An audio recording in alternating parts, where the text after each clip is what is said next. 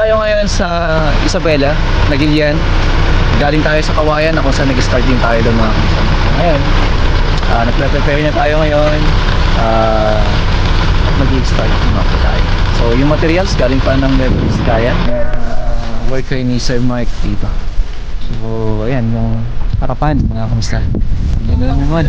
Ang ganda, no?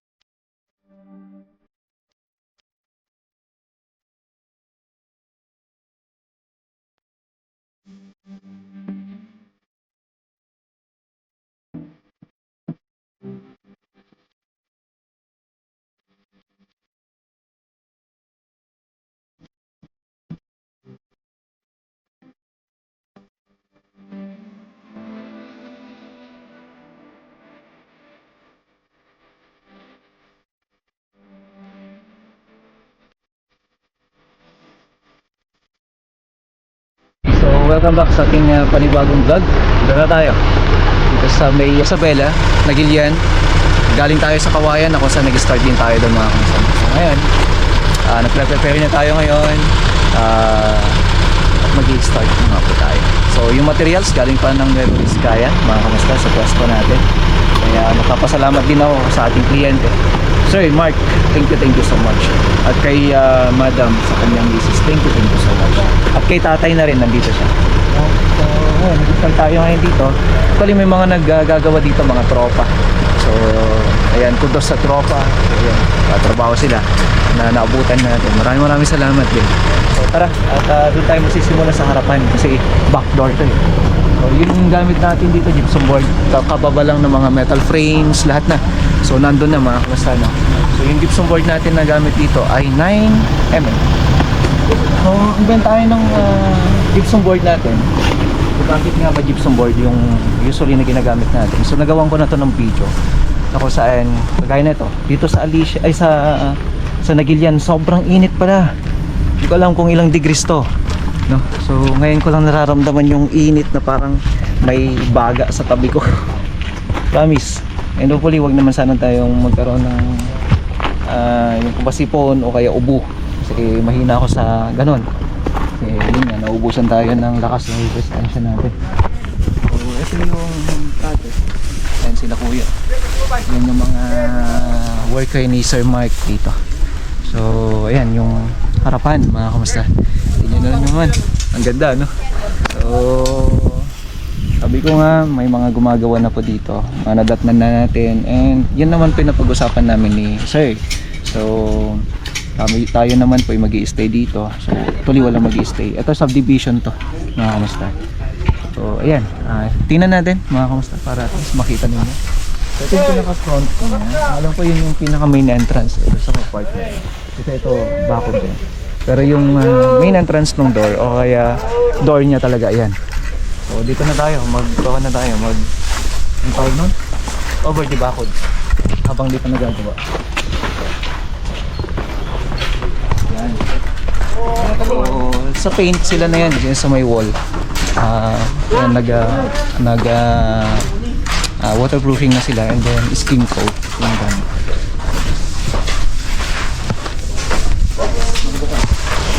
Ayan, so si engineer syempre. Engineer Ara. J. Lord na medyo matamlay. Hindi ko alam kung anong dahilan. Lovesick. Pero kasama niya naman ang alam ko. So, walang natin yung gypsum board na yun. So, ito yun. Asan na ba yung plano? Ay, naka na yung plano. So, simple lang ito. May drop ceiling lang. shadow lightings lang, yun lang, then plain. Tapos dito yung pinaka-code na kung usually yun yung mga ginagawa natin mga design, no? At nagustuhan ni Sir yung proyekto natin sa Rojas 5. Marami na tayong ginawa ganito. So yun yung nagustuhan. So dito natin lalagay, high ceiling na.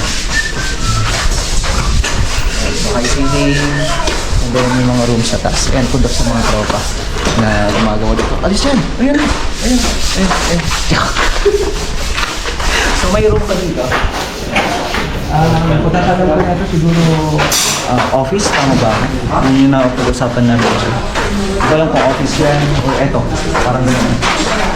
So yan, yung mga storage din. At the same time, may common PNB dito sa baba. Ito yung pinaka-kitchen niya. So susunod pa namin gagawin dito kung sakali yung cabinet. So yun yung kung sakali, maganda kung magkakasabay si project natin sa Kawayan, kay Sir din, tapos dito. So ang ganda nun, kasi nandito lang tayo sa Isabela. So yung dami mga kumakontak sa atin, yung nalaman nila nandito na tayo sa Isabela. At ngayon sa Kawayan, mga kamusta, doon napakarami mga nagpakontak sa akin. So akyat tayo sa taas. Nga pala, yun yung dirty kitchen niya, yung sa may likod niya, kung saan tayo galing kanina. Kaya ba? Kaya? Sige, marunong. Wait lang. The phone, bro. It's gonna fall down. Ito.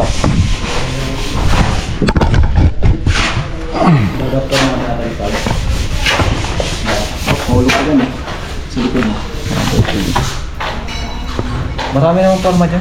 So, ito yung sinasabi ko na kumbaga sa SO2 sana yung pag-akyat ng hagdan napakadelikado na.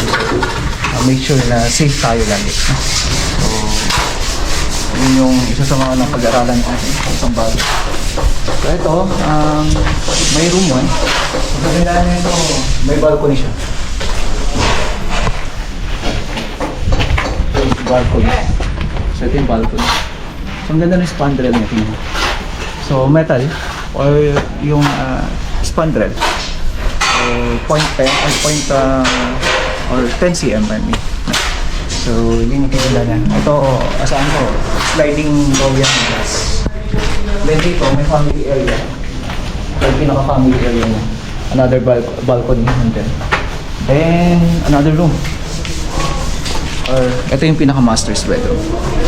Yun yung pagkakalam ko. Kasi nga, pag master's bedroom, matik na po yan. Meron tayong walk-in closet at saka yung kanyang TNB. Okay? So, enclosure na lang yan. Pero ang pagkakalam ko, ito yung enclosure niya. Okay? So, yun. Yun yung pagkakalam niya. At dito naman may common TNB tayo. Here's the common TNB. So napakaluwang puno. Para sa akin, maluwang na to, no? Kapag tayo yung common TNB, ito, nasa 150 cm. And ito pagkakalam ko, nasa 230 cm. Yan. Alamin natin yan. Mamaya digital na. And then, another room. So ito yung room 2. Okay? So, room 2, napakaganda ng mga windows. Kasi sabi nga ni Sir, gusto niya talaga yung view. So, although, sabi niya ni Sir, hindi conflict konti, napag-usapan ng nila ni Madam kung ano yung gagawin. No? So, nice idea. Kasi mas gusto ko yung ganyan. Mas maluwang yung window, na talagang pasok yung hangin. No? So, yun yung ganyan niya. Although, lalagyan ng aircon to, pero iba pa rin yung normal na lamig na nagagaling sa labas. Lalo na maganda yung labas. So, yun. Ay, pasok din naman, maganda. So, yung wall pala dito, no? Kaya skin coat yung ginagamit. So, yun yung mga bagay naman na pinag-usapan natin sa isang video natin sa YouTube channel natin.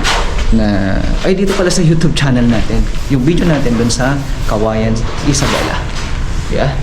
So, ngayon, preparation ng tropa. Start na nga po kami dito at maraming salamat muli sa kliyente natin. And, ayan. So, marami yung mga sininstall natin dito kasi gusto kong full glass agad.